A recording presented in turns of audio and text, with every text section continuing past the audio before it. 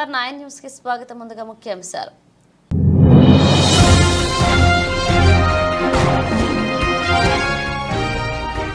Adani go back. Modi అపరిమిత్రుడిపై కెన్యాలో పెద్ద ఎత్తున నిరసనలు.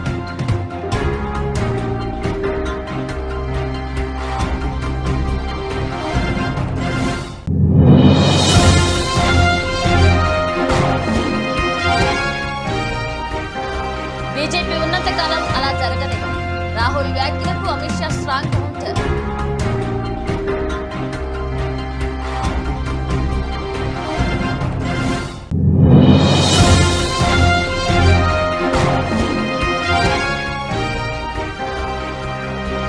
తెలుగు రాష్ట్రాలకు మరొకసారి వర్షం. మోస్తారు నుంచి భారీ వర్షాలు కురిసే అవకాశం ఉందన్న వాతావరణ శాఖ.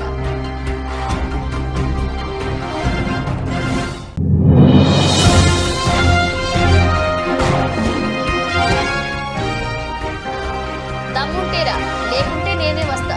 కౌశిక్ రెడ్డిపై అరకపూడి గాంధీ ఫైర్.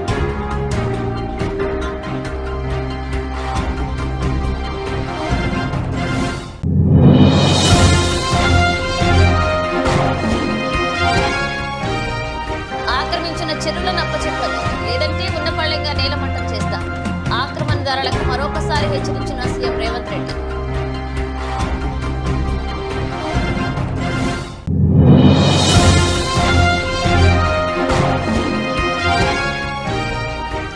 ముంబైని వేడున్న మీట్ మ్యాన్.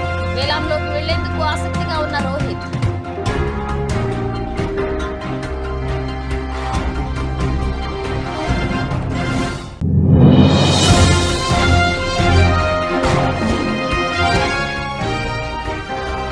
హేమ డ్రగ్స్ తీసుకుంది. Bengaluru rave party case charge sheet లో పేర్కొన్న పోలీసులు.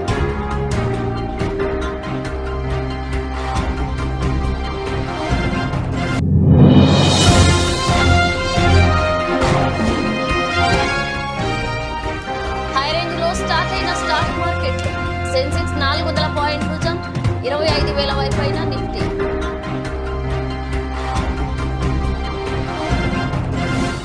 దేశంలోని అనేక నౌకాశ్రయాలు, విమానాశ్రయాలను హస్తగతం చేసుకున్న ఆదాని సంస్థ విదేశాలకు విస్తరించేందుకు చేస్తున్న ప్రయత్నాలకు తీవ్ర అడ్డంకులు ఎదురవుతున్నాయి. కెన్యాలో ఆదాని సంస్థకు వ్యతిరేకంగా వందలాది మంది ఎయిర్పోర్ట్ కార్మికులు ఆందోళనకు దిగారు.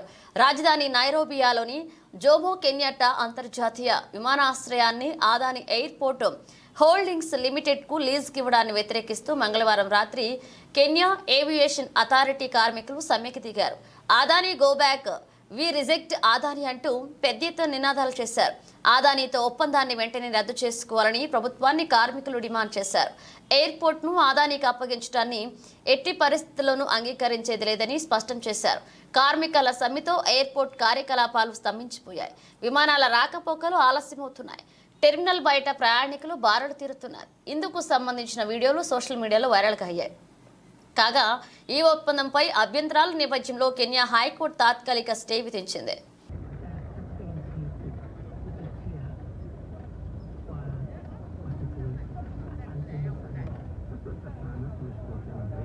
When I check my itinerary, all the flights have already departed. So I don't know the communication that we shall have. I think we shall have to make another buying of the ticket, and that is very unfortunate for us. It is very unfortunate that the Kenyan government does not want to pay attention on the matters of the Kenyan citizens that they are raising, because they want to give this airport to the Adani company, and that is very bad. Where were you traveling to? I was traveling to America పర్యటనలో ఉన్న Congress MP Rahul Gandhi భారతదేశంలో రిజర్వేషన్ల విషయంతో పాటు పలు అంశాలపై కీలక వ్యాఖ్యలు చేశారు. రాహుల్ వ్యాఖ్యలపై బీజేపీ నేతలు మండిపడుతున్నారు. విదేశాల్లో భారత్కు వ్యతిరేకంగా మాట్లాడడం ఏమిటని ప్రశ్నిస్తున్నారు. అమెరికాలో భారతదేశాన్ని కించపరచులాగా వ్యాఖ్యలు చేసిన రాహుల్ వెంటనే క్షమాపణలు చెప్పాలని డిమాండ్ చేస్తున్నారు. ఈ క్రమంలో రాహుల్ వ్యాఖ్యలపై అమిత్ షా స్పందించారు. దేశ వ్యతిరేక ప్రకటనలు చేయడం, దేశాన్ని విచ్ఛిన్నం చేసే శక్తులకు అండగా నిలవడం రాహుల్ కాంగ్రెస్ పార్టీ నేతలకు అలవాటుగా మారిందని ఆగ్రహాన్ని వ్యక్తం చేశారు. రాహుల్ గాంధీకి ఒక విషయం స్పష్టం చేయాలని అనుకుంటున్నాను. బీజేపీ ఉన్నంత కాలం దేశంలో రిజర్వేషన్లను ఎవరూ రద్దు చేయలేరు, అదేవిధంగా దేశ భద్రతతో ఆటలాడలేరని అమిత్ షా అన్నారు. రాహుల్ గాంధీ ప్రతిసారి దేశ భద్రతను ముప్పులో పడేస్తున్నారు, దేశ ప్రజల మనోభావాలను దెబ్బతీస్తున్నారని అమిత్ షా అన్నారు. ప్రాంతీయవాదం, మతం, భాష పరంగా చీలికలు తెచ్చే కాంగ్రెస్ రాజకీయాలను రాహుల్ ప్రకటన బయటపెట్టిందని అమిత్ షా అన్నారు. मित्रों, हम सभी जानते हैं साइबर सुरक्षा के बगैर देश का विकास इस समय में असंभव है. टेक्नोलॉजी एक दृष्टि से मानव जीवन के लिए आशीर्वाद साबित होती है. कई सारे नए इनिशिएटिव जो हर व्यक्ति को सक्षम बनाने के लिए, चाहे आर्थिक रूप से हो, सामाजिक रूप से हो या आत्मसम्मान की सुरक्षा की दृष्टि से हो, टेक्नोलॉजी का बहुत बड़ा उपयोग हो रहा है. बिजनेस के अंदर और इकोनॉमी को बढ़ावा देने के लिए भी टेक्नोलॉजी का बहुत बड़ा उपयोग हो रहा है. परंतु इसके साथ साथ टेक्नोलॉजी से कई सारे खतरे भी आज सृजित होते हुए दिखाई पड़े हैं. इसलिए मैं मानता हूं कि साइबर सुरक्षा अब केवल डिजिटल दुनिया तक ही सीमित नहीं है. साइबर सुरक्षा राष्ट्रीय सुरक्षा का एक अहम पहलू बन गया है, जिसके बगैर हमारी राष्ट्र की सुरक्षा भी करना असंभव है. గత నెల రోజులుగా ఎడతెరిపి లేని భారీ వర్షాలతో తెలుగు రాష్ట్రాల్లోని పలు ప్రాంతాల్లో చిగురుటాకులా వణికిపోతున్నాయి. భారీ వర్షాలకు తోడు ఎగువ ప్రాంతాల నుంచి వస్తున్న వరదలు, నదులు, వాగులు, వంకలు పొంగి పొర్లుతుండటంతో లోతట్టు ప్రాంతాల్లోకి వరద నీరు చేరుతుంది. ఇటీవలే కురిసిన భారీ వర్షాల కారణంగా ఖమ్మం, విజయవాడ ప్రాంతాలు వరద ముంపుకు గురయ్యాయి. మున్నేరులోకి రికార్డు స్థాయిలో వరద ప్రవాహంతో ఖమ్మం నగరంలోని పలు ప్రాంతాలు నీట మునిగాయి. బుడమేరుకు గండ్లు పడ్డంతో విజయవాడలోని పలు డివిజన్లలో వరద నీరు చేరింది. దీంతో ప్రజలు తీవ్ర ఇబ్బందులు ఎదుర్కొన్నారు. ఎడతెరిపి లేని వర్షాలతో రెండు తెలుగు రాష్ట్రాల్లోని ప్రజలు ఇబ్బందులు ఎదుర్కొంటున్నారు. గత 3 రోజులుగా వరుణుడు శాంతించడంతో ముంపు వరద ప్రాంతాల ప్రజలు కాస్త ఊపిరి పీల్చుకుంటున్నారు.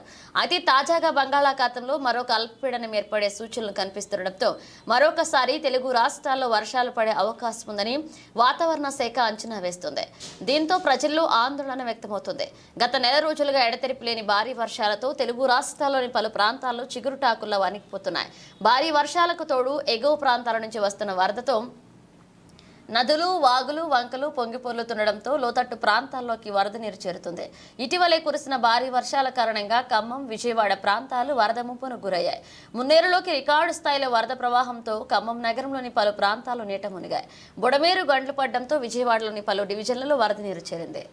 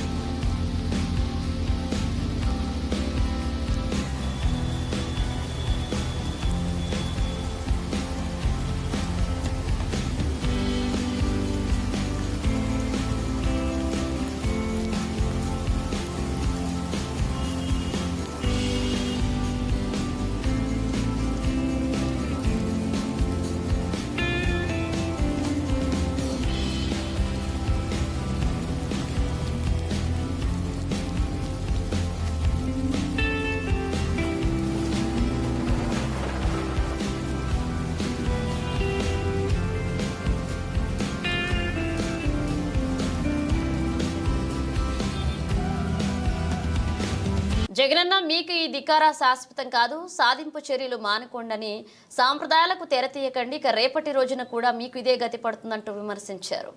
నేను అడుగుతా ఉన్నది ఒకటి, ఒక తప్పుడు సాంప్రదాయానికి మీరు నాంది పలుకుతా ఉన్నారు. ఇదే గన కొనసాగితే నేను చెప్తా ఉన్నా, మీ ప్రభుత్వం ఎల్లకాలం ఉండదు.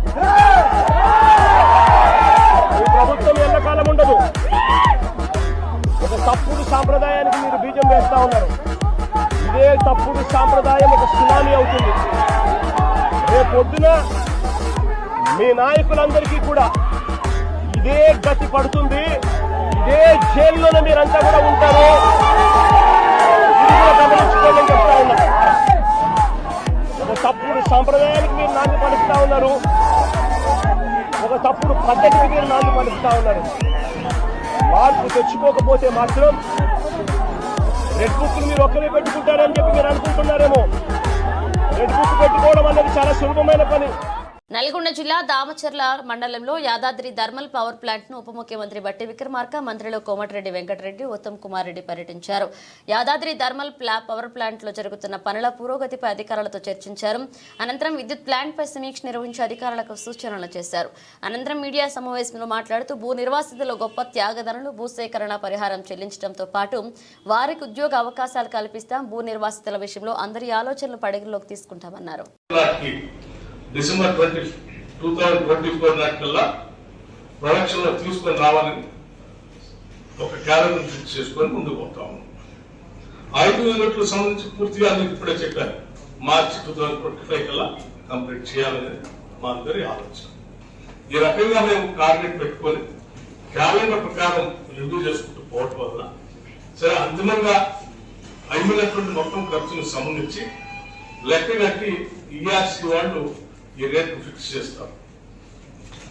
మేము అంచనా వేస్తా ఉన్నాం ₹6.35 అందాము.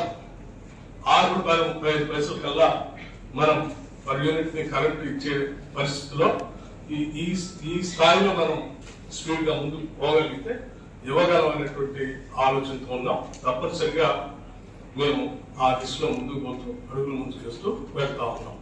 ప్రజలందరికీ విజ్ఞప్తి చేసేది ఏంటంటే ఇది జాతి సంపద, రాష్ట్ర ప్రజల సొమ్ము, రాష్ట్ర ప్రజల ఆస్తుల్ని తాకట్టు తెచ్చిన అప్పులతో ఈ ప్రాజెక్ట్ కడతా ఉన్నాం. ఇది ఈ రాష్ట్ర జాతీయ ఉత్పత్తిని, రాష్ట్ర స్థూల ఉత్పత్తిని పెంచడానికి, ఈ రాష్ట్రంలో ప్రొడక్షన్ పెరగడానికి, విద్యుత్ అవసరాలను అందించి స్థూల ఉత్పత్తిని పెంచడానికి ఉపయోగపడేటువంటి ఒక ఉన్నతమైనటువంటి కార్యక్రమం. ఇటువంటి ఉన్నతమైనటువంటి కార్యక్రమానికి సంబంధించి ఈ ప్రాజెక్ట్ కట్టడానికి ఇక్కడ ఉన్నటువంటి స్థానిక ప్రజలు వారి విలువైనటువంటి భూముల్ని ఈ ప్రాజెక్ట్ కి అందించడం జరిగింది. అలా అందించినటువంటి భూ నిర్వాసితులందరికీ ఆనాడు ఇచ్చినటువంటి ల్యాండ్ ఎక్విజిషన్ ద్వారా ఇచ్చినటువంటి నిధులతో పాటు ఈ ప్రాజెక్ట్ వచ్చేకల్లా దీంట్లో వారందరూ కూడా ఉద్యోగ అవకాశాలు కల్పించాలని ఉత్తమ్ కుమార్ రెడ్డి గారు, కోమటిరెడ్డి వెంకటరెడ్డి గారు, లక్ష్మారెడ్డి గారు, మా శంకర్ నాయక్ గారు, ఇక్కడ ఉన్నటువంటి అందరు నాయకులు పెద్ద ఎత్తున ఈరోజు జరిగినటువంటి సమావేశం దృష్టికి కూడా తీసుకున్నారు. మీరు ఆలోచనలన్నింటినీ పరిగణలో తీసుకొని ఆనాడు ఏ రకంగా అయితే మాట ఇచ్చారో ఆ మాటని తప్పనిసరిగా ఒక ఉన్నతమైనటువంటి ఆశయంతో భూములు ఇచ్చినటువంటి వాళ్ళంతా కూడా నా దృష్టిలో. మహబూబాద్ జిల్లా తొర్రూరు మున్సిపాలిటీ పరిధిలోని 4 వార్డులో అంగడికి వెళ్లే దారిలో డ్రైనేజీపై నిర్మించిన కలవర్టును తక్షణమే నిర్మించాలని సిపిఎం మరియు ఆ కాలనీ వాసుల ఆధ్వర్యంలో నిరసన కార్యక్రమాన్ని నిర్వహించడం జరిగింది.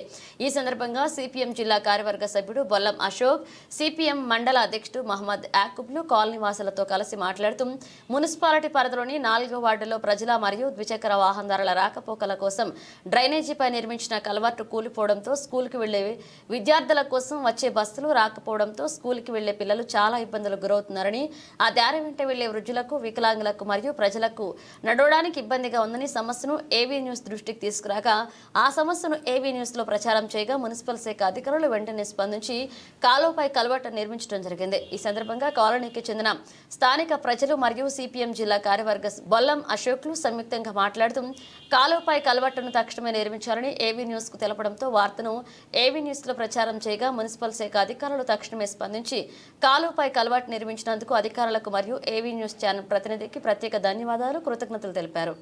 5 రోజుల కింద ఈ కలవాటు వర్షాలకు కూలిపోయి ఇటు సైడు స్కూల్ బస్సులు కానీ, ఆటోలు కానీ, బైకులు కానీ పోలేనటువంటి పరిస్థితి ఉంటే సిపిఎం పార్టీ తొర్రూరు మండల కమిటీ ఆధ్వర్యంలో నిరసన కార్యక్రమం చేపట్టడం జరిగింది. ఈ నిరసన కార్యక్రమాన్ని ఏవీ న్యూస్ వారు ప్రచురించడం, దానికి వెంటనే మున్సిపల్ అధికారులు స్పందించి ఈ కలవర్టు నిర్మాణం చేయడం జరిగింది. ఏవీ న్యూస్ స్పందనకు ఏవీ న్యూస్ వారికి ప్రత్యేకంగా ధన్యవాదాలు. ఇక్కడ అమీర్ గారు ప్రతి చిన్న విషయంలో ఏ ప్రజా సమస్యల మీద ఎక్కడ చేయాల్సి వచ్చినా ఏవీ న్యూస్ వారు ముందుకు రావడం, దాంట్లో అమీర్ ముందుండి అన్ని కార్యక్రమాలలో ఓ నిరుద్యోగ యువత మేలుకు ఉద్యోగం నిరుద్యోగ భృతి కోసం ఈ ప్రభుత్వంపై ఉద్యమం చేయక తప్పదని కొల్చారం మాజీ జడ్పీటీసీ ఎనుగండ్ల మాజీ సర్పంచ్ కోరబోయిన మొగలయ్య ముదిరాజ్ అన్నారు. కొల్చారం మండలం ఎనుగండ్ల గ్రామంలో మొగలయ్య మీ టీవీతో ప్రత్యేకంగా మాట్లాడారు. ఎన్ని ఉద్యమాలు పోరాటాలు చేసి ప్రత్యేక తెలంగాణ రాష్ట్రాన్ని సాధించుకున్నామని అన్నారు. ప్రస్తుతం తెలంగాణ రాష్ట్రంలో కేసీఆర్ ప్రవేశపెట్టిన అభివృద్ధి సంక్షేమ పథకాలు సాగునీరు తాగునీరుతో పాటు వివిధ రకాల పెన్షన్లను ప్రస్తుత ప్రభుత్వం కొనసాగించాలన్నారు. రాష్ట్రంలో దేశంలో అనేక రకాల వనరులు ఉన్నాయని వాటికి దేశాభివృద్ధి కోసం వాడుకోవాలన్నారు. నేటి యువత ఉద్యోగాల కోసం ఉద్యమం చేయక తప్పదన్నారు. తాను ప్రజాసేవ చేయడానికి కోసం ప్రభుత్వ ఉద్యోగానికి రాజీనామా చేసి నిస్వార్థంగా పనిచేశానన్నారు.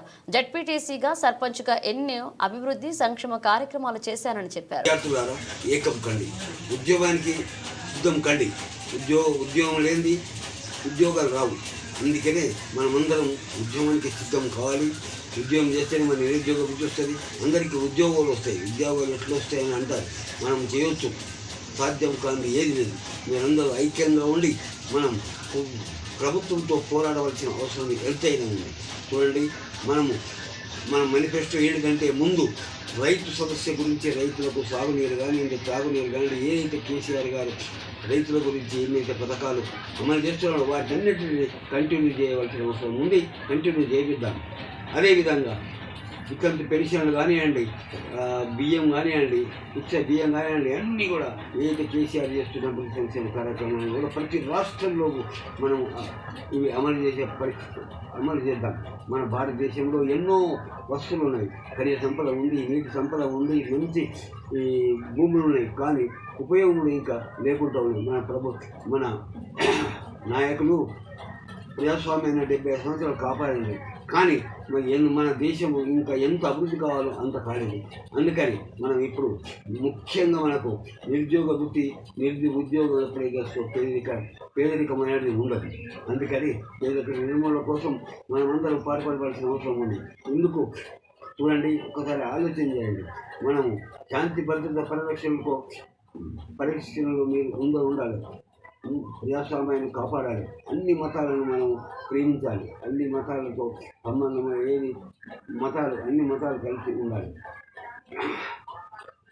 దేశ సంపదను కాపాడాలి.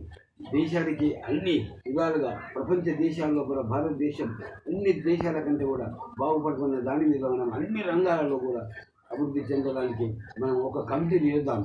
ఆ కమిటీలో దేశ ప్రధాని ఎప్పుడైతే ఎలక్షన్ తర్వాత కూడా. ఈ రోజు సూర్యాపేట జిల్లా తుంగతుర్తి మండల కేంద్రంలో విజ్ఞాన కేంద్రం వద్ద సిపిఐ ఎమ్మెల్యే మాస్లైన్ ఆధ్వర్యంలో కామ్రేడ్ దుబ్బాక సంజీవారెడ్డి వర్ధంతి సందర్భంగా పూలమాలలు వేసి ఘనంగా నివాళులర్పించారు. జిల్లా కమిటీ సభ్యులు కామ్రేడ్ పేర్ల నాగయ్య మాట్లాడుతూ, కామ్రేడ్ దుబ్బాక సంజీవారెడ్డి పస్తనూరు గ్రామంలో జన్మించారు.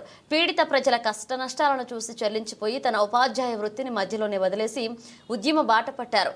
పీడిత ప్రజల ఉద్యమాలను చూసి కంగుతిన్నటువంటి ఆనాటి నరహంతక సర్కార్ ఒక ద్రోహి ఇచ్చిన సమాచారం మేరకు అరెస్ట్ చేసి బూటకపు ఎదురు కాల్పుల పేర చంపేశారు.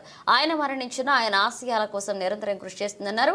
ఈ కార్యక్రమంలో జిల్లా కమిటీ నాయకులు వేల్పుల లక్ష్మయ్య, కనిన గొడ్డలి నరసయ్య, సుధాకర్, యాకూబ్ హుస్సేన్, బోయిన భాస్కర్, లక్ష్మయ్య, వెంకటయ్యమ్మ, అంజయ్య పాల్గొన్నారు. వర్ధిల్లాలి సిపిఎంఎల్ మాస్ లైన్. జోహార్ అమర వీరులకు, అమర వీరులకు, అమర వీరులకు.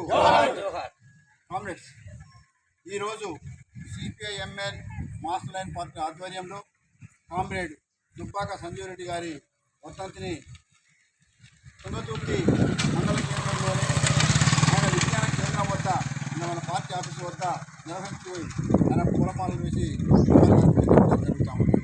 మిత్రులారా, కామ్రేడ్ చంద్రపుల్లారెడ్డి లైన్ని అనుసరించి ఆనాడు విప్లవోద్యమంలోకి తన ఉపాధ్యాయ వృత్తిని కూడా వదిలిపెట్టి విప్లవోద్యమం నుంచి పీడిత ప్రజల విముక్తి కోసం, భూమి భుక్తి, పేద ప్రజల విముక్తి కోసం తన అమూల్యమైనటువంటి ప్రాణాలను త్యాగం చేసినటువంటి అమరవీరుడు కామ్రేడ్ దుబ్బాక.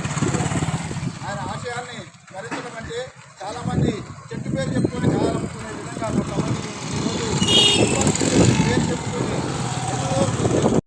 ఆయన ఏ పొందాలతో నడిచిండో, ఆయన ఎవరి ఆశ ఎవరి విముక్తి కోసం అయితే కొట్లాడిండో ఆ ప్రజలకు అందుబాటులో ఉండాల్సినటువంటి బాధ్యత ఈనాటి విప్లవకారులకు జరిగింది.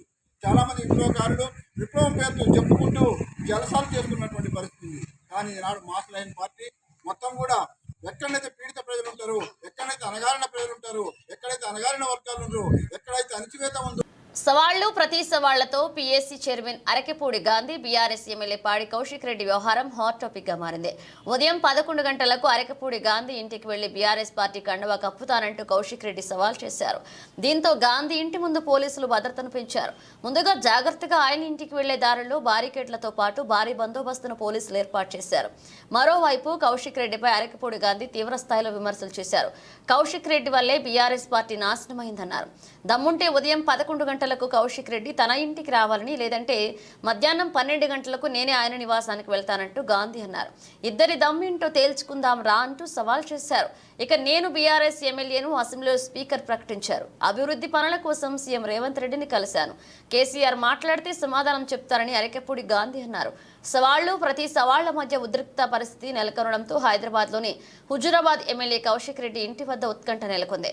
పెద్ద ఎత్తున పోలీసులు ఆయన ఇంటి వద్దకు చేరుకున్నారు. కౌశిక్ రెడ్డిని పోలీసులు గృహ నిర్బంధం చేసినట్లుగా తెలుస్తుంది. ఏ క్షణమైనా ఆయన అరెస్ట్ చేసే అవకాశం ఉంది. కైశ్వరెడ్డి 11 గంటలకు నా ఇంటికి వచ్చి జెండా ఎగరేస్తా ఉన్నావు కదా, రాకపోతే 12 గంటలకు నీ ఇంటికి వస్తా. బ్రోకర్ నా కొడుక పార్టీలో చేరి పార్టీని బస్టు పట్టించింది కాక, పాత ముఖ్యమంత్రి గారిని నాశనం చేసింది కాక, కాంగ్రెస్ పార్టీ నుంచి కొంతమంది పెద్దలను తీసుకొచ్చి బీఆర్ఎస్లో జాయిన్ చేస్తామని చెప్పి తీసుకొచ్చినటువంటి బ్రోకర్ నా కొడుకు నువ్వు బ్రోకర్ నా కొడుకులతో నా ఇంటి మీద జెండా ఎగరేసుకోవడానికి సిద్ధంగా లేం. చేతులు కట్టుకుని కూర్చోలా. నా కొడుక నువ్వు నేను తేల్చుకుందాం రా. ధైర్యం ఉంటే నా కొడుక, లేకపోతే నేను వస్తా. నా పోలీస్ సిబ్బంది కూడా అవసరం లే, వాడు మేము తేల్చుకుంటాం. ఇది బీఆర్ఎస్ పార్టీకి నాకు కాదు యుద్ధం, కౌశిక్ రెడ్డి గారికి నాకు యుద్ధం. తేల్చుకుందాం. నువ్వు నేను బాంచ దేనికైనా సిద్ధమైన కొడుక రా, తేల్చుకుందాం. దుర్మార్గులు ఆక్రమించిన చెరువుల వల్లనే ఇవాళ వరదలు వస్తున్నాయి. అందుకే హైడ్రాను ప్రారంభించామని సీఎం రేవంత్ రెడ్డి స్పష్టం చేశారు. నాలాల ఆక్రమణతో ఉప్పినల వరదలు వస్తున్నాయి. దీంతో పేదల ఇళ్లు మునిగిపోతున్నాయి. చెరువులను ఆక్రమణల నుంచి విడిపించేందుకే కట్టుబడి ఉన్నామని సీఎం స్పష్టం చేశారు. ఆక్రమించిన వాళ్లతో ఎంత గొప్ప వాళ్లు ఉన్నా చెరువులను వదలక తప్పదన్నారు. ఆక్రమించిన చెరువులను మీరే వదలండి, గౌరవంగా పక్కకు తప్పుకుని నీటిపారుదల శాఖకు అప్పచెప్పండి, లేకపోతే ఉన్న పళ్లంగా నేలమట్టం చేస్తామన్నారు. CM Revanth Reddy strong counter ఇచ్చారు. ఇక తెలంగాణ పోలీస్ అకాడమీలో కొత్తగా ఏర్పాటు చేసిన క్రీడా భవనాన్ని ముఖ్యమంత్రి రేవంత్ రెడ్డి ప్రారంభించారు. ఈ సందర్భంగా ఆయన అందులోని ఇండోర్ స్టేడియంలో కాసేపు షటిల్ ఆడారు. అనంతరం ఏర్పాటు చేసిన సభలో మాట్లాడారు. దుర్మార్గులు ఆక్రమించుకున్న చెరువుల వల్లనే ఇవాళ వరదలు వస్తున్నాయి. అందుకే హైడ్రాను ప్రారంభించడం. హైడ్రా స్పెషల్ టాస్కే ఈ చెరువులను ఆక్రమించిన వాళ్ళను చెరబట్టాలని, చెరబట్టిన వాళ్ళ నుంచి విడిపించాలని, అలాంటి వాళ్ళను అవసరమైతే చెరసాలకు తోలాలనేది నా ప్రభుత్వ విధానం. అందులో ఎంత గొప్ప వ్యక్తులున్నా, ఎంత మహామహులున్నా వాళ్ళు చెరువులను వదలక తప్పదు.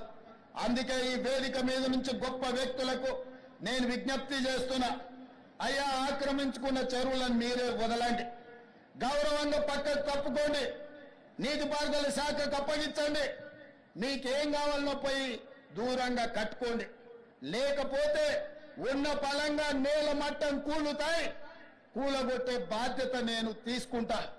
ఇలా ఎఫ్టీఎల్లో కానీ బఫర్ జోన్లో కానీ నాలాలలో అక్రమంగా నిర్మాణాలు ఏవైతే ఉన్నాయో వాటన్నిటినీ నిరభ్యంతరంగా మేము తొలగిస్తాం. మీరు ఎక్కడికి వెళ్ళినా, మీరు తాత్కాలికంగా కోర్టుల నుంచి ఏమన్నా తెచ్చుకున్నా న్యాయస్థానాలలో కూడా కొట్లాడి ఆ స్టేలను వెకేట్ చేయించి మీరు ఆక్రమణలు తొలగిస్తాం. ఐపీఎల్లో ముంబై ఇండియన్స్ తో 14 ఏళ్లుగా సాగుతున్న ప్రయాణానికి ఆ జట్టు మాజీ సారథి రోహిత్ శర్మ ముగింపు పలుకుతాడా? మరికొద్ది రోజుల్లో జరగబోయే ఐపీఎల్ 2025 వేలంలోకి రోహిత్ వస్తాడా అంటే అవుననే సమాధానం వినిపిస్తుంది. హీట్ మ్యాన్ వేలంలోకి వస్తే ఎవరు ఊహించని ధరకు కొనడానికి సిద్ధంగా ఉన్నట్లుగా Lucknow super Giants, Delhi Capitals వంటి జట్లు సిద్ధంగా ఉన్న నేపథ్యంలో ముంబైని వీడేందుకు రోహిత్ మొగ్గు చూపుతున్నాడంటూ గతంలో పుకార్లు షికార్లు చేశాయి. తాజాగా టీమిండియా మాజీ క్రికెటర్, ప్రస్తుత వ్యాఖ్యాతగా పనిచేస్తున్న ఆకాష్ చోప్రా కూడా ఇదే విషయాన్ని స్పష్టం చేశాడు. తన యూట్యూబ్ ఛానల్లో ఆకాష్ మాట్లాడుతూ అతడు ముంబైతో ఉండడా అనేది ప్రస్తుతం అతిపెద్ద ప్రశ్న. వ్యక్తిగతంగా నా అభిప్రాయం మేరకైతే రోహిత్ ఖచ్చితంగా ముంబైతో ఉండడని అనిపిస్తుంది. ఒకవేళ ఇప్పుడు ముంబై గనక అతడిని రీటైన్ చేసుకుంటే మరొక 3 ఏళ్ల పాటు అతడు ఆ జట్టుతోనే ఉండాలి. ఒక్క ధోని విషయంలో మాత్రం అలా జరిగేలేదు. Dhoni Chennai super kings the different emotion, కానీ ముంబై మాత్రం రోహిత్ ను వదులుకోవడానికి సిద్ధంగా ఉన్నట్లుగా తెలుస్తుంది. ఒకవేళ అలా జరగకున్న ముంబై యాజమాన్యం అతడిని రిటైన్ చేయకుండా ఉంటుందని నేను భావిస్తున్నా. ఈ రెండింటిలో ఏదైనా జరగచ్చు అని చెప్పాడు. గతేడాది ముంబై యాజమాన్యం రోహిత్ను సారథిగా తప్పించి హార్దిక్ పాండ్యాను నియమించడంపై ఆ జట్టు అభిమానులు తీవ్ర ఆగ్రహావేశాలకు లోనైన విషయం తెలిసిందే. హార్దిక్ను బహిరంగంగానే అవమానం చేసిన వ్యాఖ్యలు, సోషల్ మీడియాలో చేసిన రచ్చకు తోడు ఆ సీజన్లో ముంబై ప్రదర్శన కూడా నాసిరకంగానే ఉండడం ఆ జట్టు అభిమానులను తీవ్ర నిరాశకు గురిచేసింది. ఈ నేపథ్యంలో రోహిత్ స్వతహాగా ముంబైని వీడినా ఆ జట్టు అభిమానులు ఊరుకుంటారేమో కానీ అంబానీ అతడిని రిటైన్ చేసుకోకుండా వేలానికి వదిలేస్తే అది మరెక్కడికి దారితీస్తుందోనని విశ్లేషకులు అభిప్రాయపడుతున్నారు.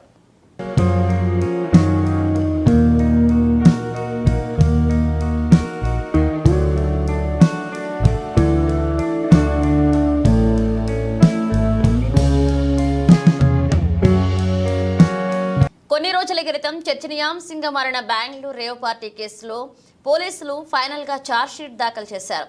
టాలీవుడ్ నటి హేమ డ్రగ్స్ తీసుకున్నట్లుగా నివేదికలో పేర్కొన్నారు పోలీసులు.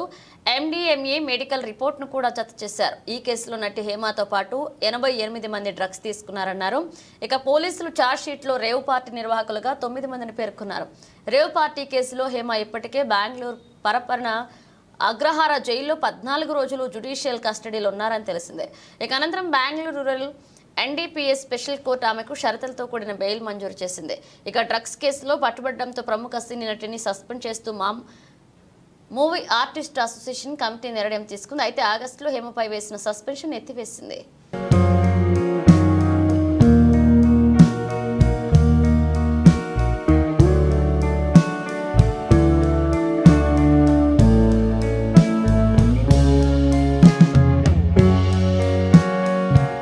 దేశీయ స్టాక్ మార్కెట్లో ఈరోజు ట్రేడింగ్ జోరుగా ప్రారంభమైంది. గ్లోబల్ సిగ్నల్స్ బలంగా ఉన్నాయి. అమెరికన్ మార్కెట్ల నుంచి వీచిన సానుకూల పవనాల ఆధారంగా భారతీయ స్టాక్ మార్కెట్లు కూడా గ్రాండ్ గా ఓపెన్ అయింది. నిఫ్టీలోని అన్ని రంగాల సూచీలు పచ్చగా ట్రేడ్ అవుతున్నాయి. Auto, IT, metal, PSU bank, pharma, FMCG, reality, oil అలాగే గ్యాస్ స్టాక్స్ హుషారుగా ఉన్నాయి. గత సెషన్లో 81,523 దగ్గర క్లోజ్ అయిన BSE సెన్సెక్స్ ఈ రోజు 407.02 పాయింట్లు లేదా 0.50% పెరుగుదలతో 81,930 దగ్గర ఓపెన్ అయింది. ఇక బుధవారం 24,918 దగ్గర ఆగిన నిఫ్టీ ఈ రోజు 141.20 పాయింట్లు లేదా 0.57% భారీ పెరుగుదలతో 25,059 స్థాయి వద్ద ప్రారంభమైంది.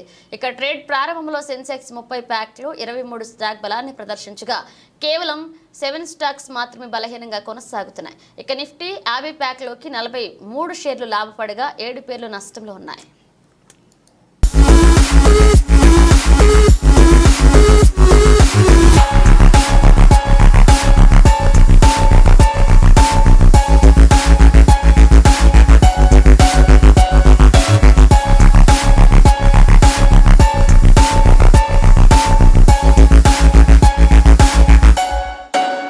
బులెటిన్ ముగించే ముందు హెడ్లైన్స్ మరోసారి.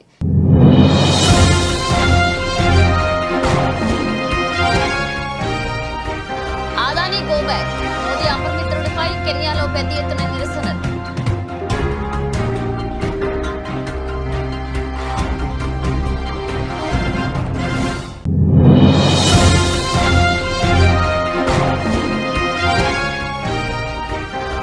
బీజేపీ ఉన్నత కాలం అలా జరగనివ్వం, రాహుల్ వ్యాఖ్యలకు అమిత్ షా స్ట్రాంగ్ కౌంటర్.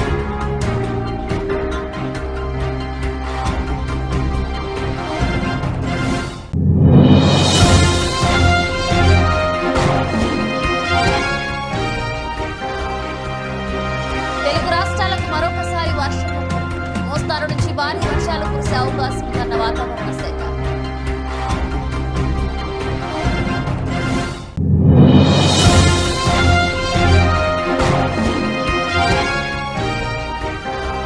దమ్ముంటేరా, లేకుంటే నేనే వస్తా, కౌశిక్ రెడ్డిపై అరకు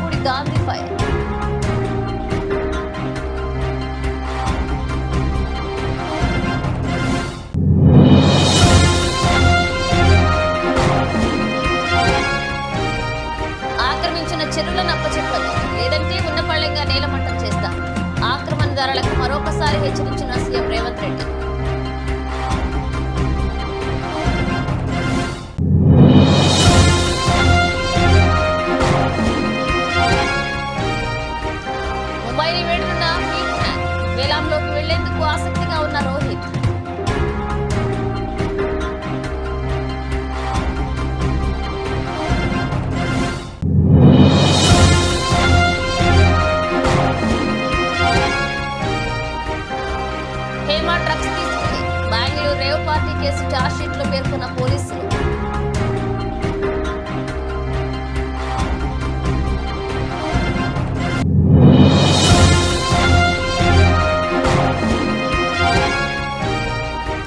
హైరేంజ్లో స్టార్ట్ అయిన స్టాక్ మార్కెట్.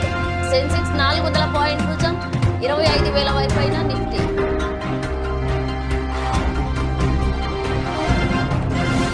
ఇవి బులెటిన్ అప్డేట్స్. మరో అప్డేట్స్తో మళ్ళీ కలుద్దాం.